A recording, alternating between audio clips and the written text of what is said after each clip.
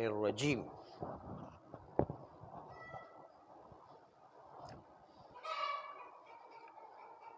بسم اللہ الرحمن الرحیم۔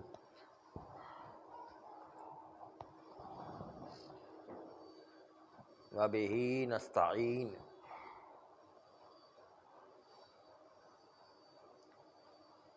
وہو خیر معین۔ جس کا بدن نجس ہے اور وہ غسل جنابت کرنا چاہتا ہے،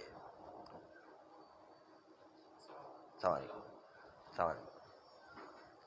تو کیا اس کے لیے واجب ہے کہ پہلے وہ اپنے بدن کو پاک کرے پھر غسل جنابت انجام دے، یا نہیں غسل جنابت کے ضمن ہی پاک کر لے تو وہ کفایت کرے گا؟ تو آغا سیستانی فرماتے ہیں کہ پہلے پاک کرنا واجب نہیں ہے۔ اگر غسل جنابت کے ذیل میں پاک ہو جاتا ہے، یعنی وہ پانی خود نجس نہ ہوا ہو اور وہ جگہ بھی پاک ہو گئی ہو، غسل کے ذیل میں ہی پانی جو ہے پاک رہا ہو اور غسل کے ذیل میں پانی نجس نہ ہو گیا ہو، تو پھر اس پانی سے کہ جو جگہ پاک بھی کر چکا اور پانی بھی نجس نہیں ہوا ہے، اس کے اوپر مزید پانی ڈالا جائے، غسل وہاں پر اسی پاک کرنے کے ضمن میں غسل کی نیت بھی کی جا سکتی ہے۔ مثلاً قربانی ہے، قربانی تو نجس نہیں ہوگا، نجس سے جو ہے وہ ملاقات کرنے سے جب تک کہ اس قربانی کا رنگ بو مزہ نہ تبدیل ہو جائے، تو ایسی صورت میں اگر قربانی ڈالنے سے قربانی کا کمال یہ کہ وہ نجاست بھی دور کرے، غسل جنابت بھی ہو جائے گا۔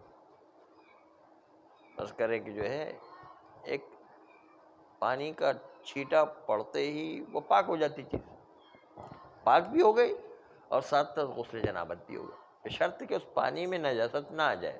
پانی میں نجاست عام طور پر قربانی میں نہیں آتی ہے، نہیں، اس لحاظ سے وہ پاک کرنے کا بھی کام کرے گا اور غسل جنابت بھی ہو جائے گا۔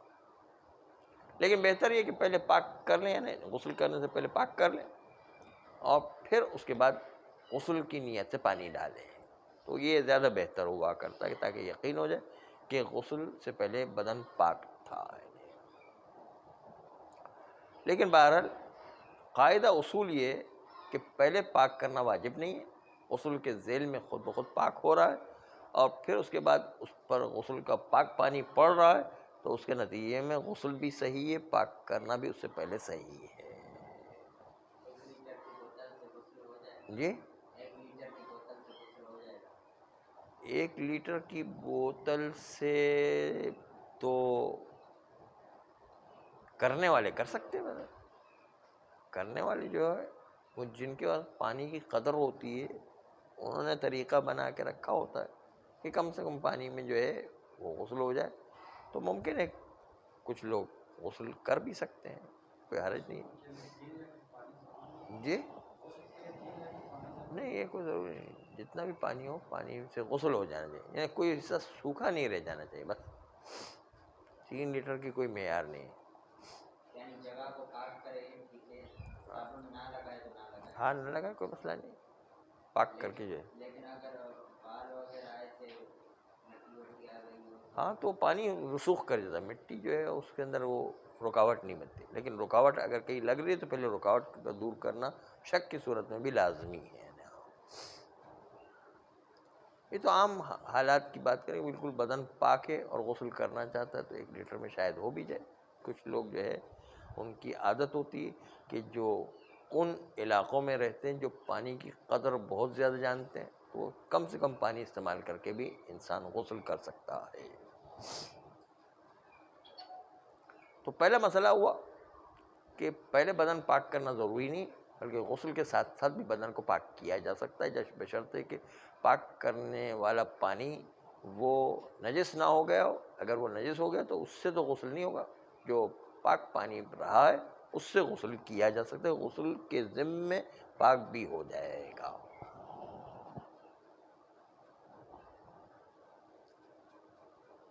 دوسرا مسئلہ یہ ہے کہ جو شخص مجنب بحرام ہوا ہے اس کے بدن سے جو پسینہ آیا کرتا ہے، بعض علماء نے اس پسینے کو نجس مانا ہے، لیکن آغا سیستانی کہتے ہیں کہ اگر وہ پسینہ آئے پھر بھی اس کا غسل جنابت صحیح ہے، اور پسینہ میرے نزدیک نجس نہیں، اس لیے غسل کے بعد بھی جو پسینہ نکلتا ہے اس کا غسل صحیح کہلائے گا اور اس کا بدن نجس نہیں ہے آغا سیستانی کے نزدیک۔ اگرچہ بعض مراجع نجس سمجھتے ہیں لیکن آغا سیستانی کے نزدیک نجس ثابت نہیں، اس لیے مجنب کا پسینہ وہ بھلے گرم پانی سے نہانے کے نتیجے میں پسینہ نکل بھی رہا ہے تو پھر بھی اس کا غسل صحیح ہے اور بدن پاک رہے گا۔ تیسرا مسئلہ یہ ہے کہ غسل کرتے وقت غسل کے اعضاء میں سے کوئی حصہ سوئی کی نوک کے برابر بھی خشک نہیں رہنا چاہیے۔ سوئی کی نوک کا مطلب ذرہ برابر بھی خشک نہیں رہنا چاہیے، ورنہ غسل نہیں مانا جائے گا، غسل باطل ہے۔ جب تک کہ وہ حصہ دھو نہیں لیا جائے تب تک وہ، البتہ ہم نے بتایا کہ کسی کو اطمینان ہے کہ میں نے سارا حصہ دھو لیا ہے تو انسان ظاہری طور پر اپنے اطمینان ہی پر اکتفا کر سکتا ہے، ورنہ تو وسواسی اور کثیر شک ہو جائے گا اور دھوتا ہی رہے گا، کبھی بھی اطمینان پیدا نہیں ہوگا، اس طرح مسئلہ بہت بڑا ہوگا۔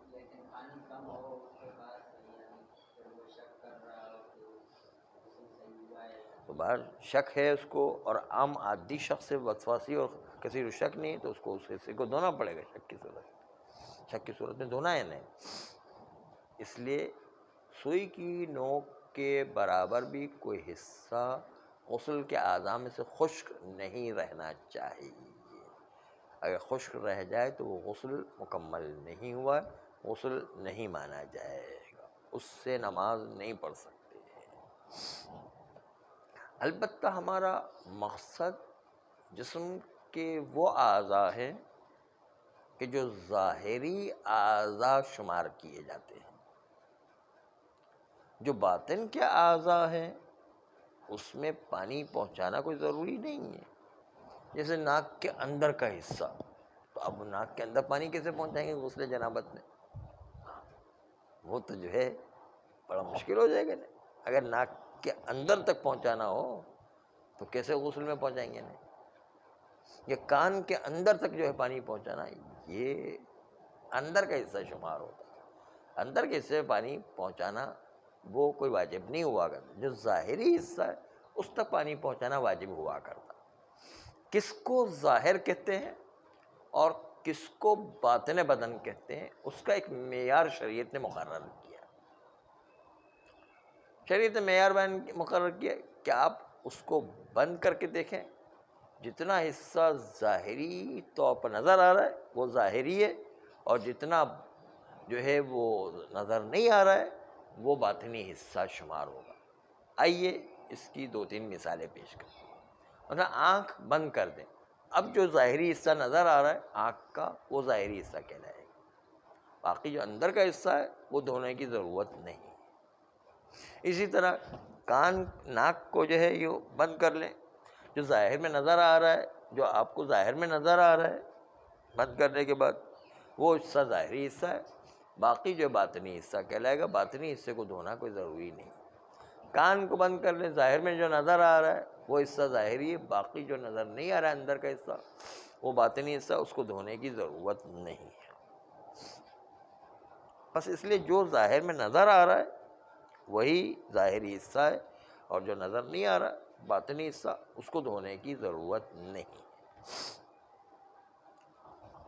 اس لیے ظاہری حصے کو دھونا واجب ہوا کرتا، اور ظاہری حصے میں کوئی سوئی کی نوک کے برابر بھی سوکھا نہ رہ جائے، باطنی حصے میں دھونا واجب نہیں ہے، اس لیے وہاں پر یہ قید نہیں ہے، بلکہ اس کو دھونا واجب ہی نہیں ہے، پانی چلا جائے تو کوئی حرج نہیں ہے باطنی حصے میں، لیکن دھونا واجب نہیں غسل جنابت میں، بلکہ کسی غسل میں دھونا واجب نہیں ہے اندرونی حصے کو، چاہے آنکھ کا اندرونی حصہ ہو، چاہے ناک کا اندرونی حصہ ہو، چاہے کان کا اندرونی حصہ ہو، چاہے منہ کا اندرونی حصہ. اب منہ میں دیکھیں، جب ہم دونوں لبوں کو بند کرتے ہیں تو اب جو ظاہری طور پر نظر آ رہا ہے وہ ظاہری حصہ، جو نظر نہیں آ رہا ہے وہ منہ کا اندرونی حصہ کہلایا ہے.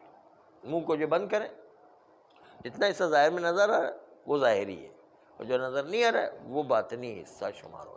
بند کرنے کے بعد جو حصہ نظر آتا ہے وہ ظاہر ہے، اور باقی جو ہے وہ باطنی حصہ شمار ہوگا. تو باطنی حصے کو دھونے کی ضرورت نہیں، ظاہری حصے کو دھونا لازمی، سوکھا سوئی کی نوک کے برابر بھی نہیں رہنا چاہیے.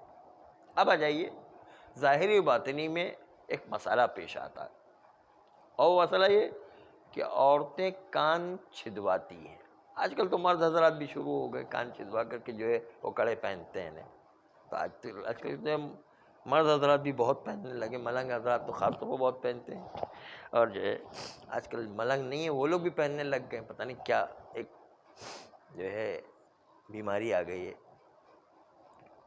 تو شریعت سے حرج تو نہیں ہے، لیکن آدمی اپنے آپ کو لڑکی بنا دے بالکل تو ایک الگ مسئلہ ہے. لڑکی شاید نہیں شمار میں. ہاں کہ وہ روایت ملتی ہے کہ جو آخری زمانے کے نشان ہر نوجوان اپنے آپ کو لڑکی بنانے کی کوشش کرے گا، تو ان میں سے ایک علامت آ رہی تھوڑی تھوڑی. یعنی لڑکی تو خیر نہیں بنتا ہے. ہاں وہ جو ہے لڑکیوں کے لیے ہے کہ کان چھدوانا، تاکہ جو ایک زینت کا سبب بن سکے، وہ ایک ٹھیک ہے، لڑکیوں کے لیے ٹھیک ہے. لیکن لڑکوں کے لیے یہ ذرا سا مسئلہ ہے تھوڑا سا. ہاں کسی کے من نہ تھے تو ٹھیک ہے، پھر واجب ہو جایا کرتا. مباح کام اگر اچھا لگتا ہے تو کبھی کبھی واجب بھی ہو جایا کرتا ہے.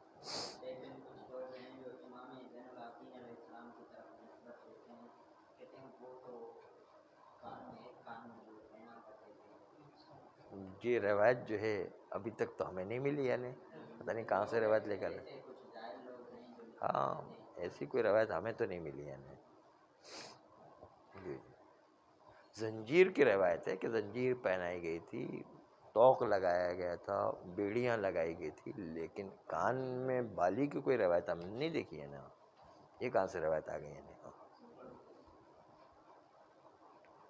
تو یہ جھوٹی روایت کی وجہ سے بھی جو ہے امام سے محبت کے سے یہ چیزیں ہو جایا کرتی، لیکن وہ بدعت رائج ہو رہی ہے.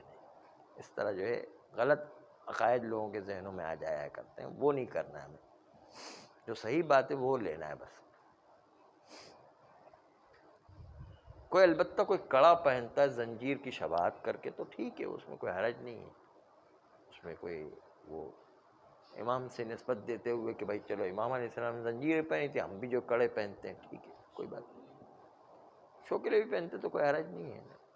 شو کے لیے پہننے میں بھی جب تک کہ کوئی اور خرابی نہ آ جائے تو پہننے میں کوئی حرج نہیں. کیونکہ شو والی چیزیں جیسے گھڑی پہنتے ہیں، اینک پہنتے ہیں، انگوٹھی پہنتے ہیں، تو پہننے میں کوئی حرج نہیں ہے نا.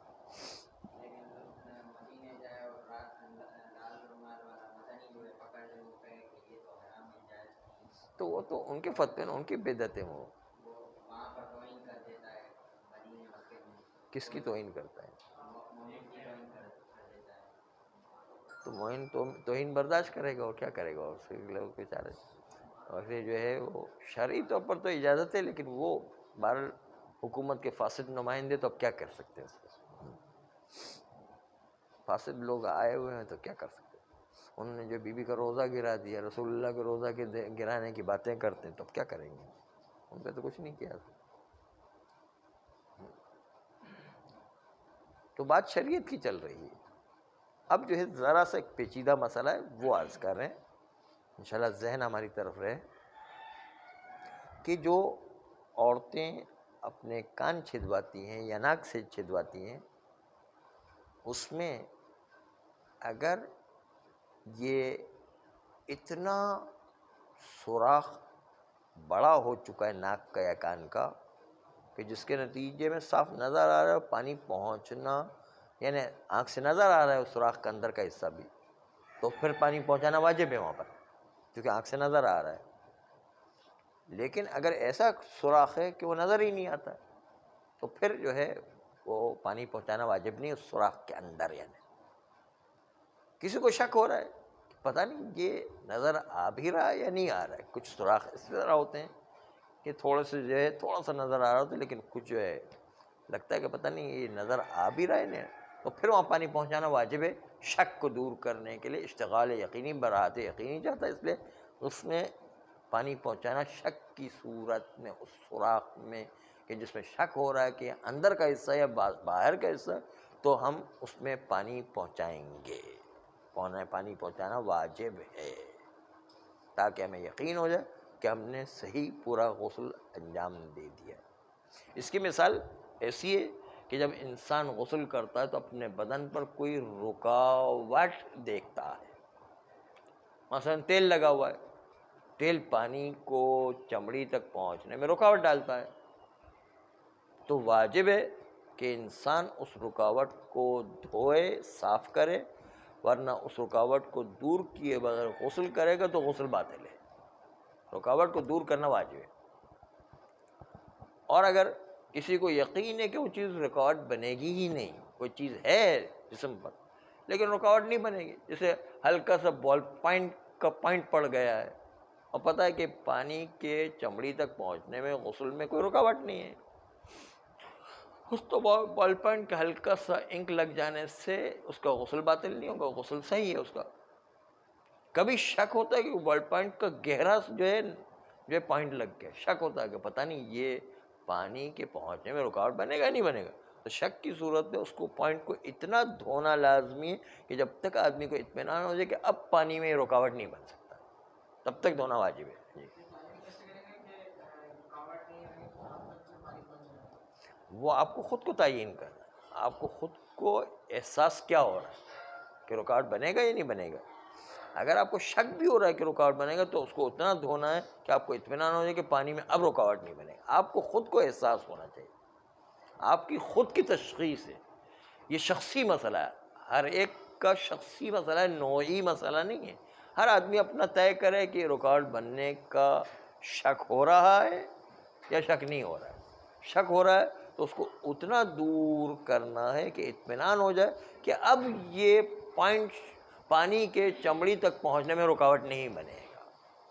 اتنی حد تک اس کو صاف کرنا لازمی ہے, اتنی حد تک اس کو دور کرنا لازمی ہے. چنانچہ جس طرح رکاوٹ کا مسئلہ ہے کہ اگر یقیناً رکاوٹ ہے تو دور کرنا واجب ہے, اگر یقیناً رکاوٹ نہیں ہے تو دور کرنا واجب نہیں ہے. اگر شک ہو رہا ہے تو شک کی صورت میں بھی دور کرنا واجب ہے. بالکل ظاہری بدن اور باطنی بدن کا بھی یہی مسئلہ ہے کہ اگر کسی کو یقین ہے کہ ظاہری بدن ہے اس سوراخ تو پھر دھونا واجب ہے. اگر کسی کو یقین ہے کہ ظاہری بدن نہیں ہے باطنی بدن ہے سوراخ تو دھونا واجب نہیں ہے. اور اگر کسی کو شک ہو رہا ہے کہ ظاہری حصہ ہے یا باطنی حصہ ہے تو شک کی صورت میں بھی دھونا لازمی ہے تاکہ شک یقیناً دور ہو جائے. اشتغال یقینی براعت یقینی چاہتا ہے, اس لیے یقینی طور پر غسل صحیح بنانے کے لیے شک کے عالم میں بھی اس سوراخ کو دھوئیں گے جس میں شک ہو رہا ہے کہ وہ ظاہری حصہ یا باطنی حصہ ہے. شک کا مسئلہ رکاوٹ کے مسئلے کی طرح ہے کہ رکاوٹ میں شک ہو جائے تو اس کو دور کرنا بھی ضروری ہے, اور باطنی حصے ہونے میں شک ہو جائے تو پھر بھی وہاں پر پانی ڈالنا لازمی ہے. صلی اللہ علیہ وسلم.